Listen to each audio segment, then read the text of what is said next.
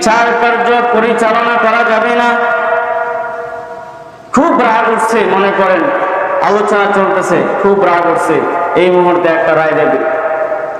হযরত ওমর ফারুক রাদিয়াল্লাহু তাআলা আনহু উনার কাজী বিচারক কাজী শুরাইহ রাহমাতুল্লাহি আলাইহির কাছে তিনি যখন একটা ফরমান পাঠালেন, তখন তিনি লিখে দিলেন, তুমি যখন বিচার কার্য কায়েম করবে তখন পরস্পরের মাঝে দর কষাকষি করবে না, অন্য কোনো কাজে ব্যস্ত থাকবে না, রাগান্বিত অবস্থায় দুই ব্যক্তির মধ্যে ফাইনাল চূড়ান্ত কোনো রায় দিবে।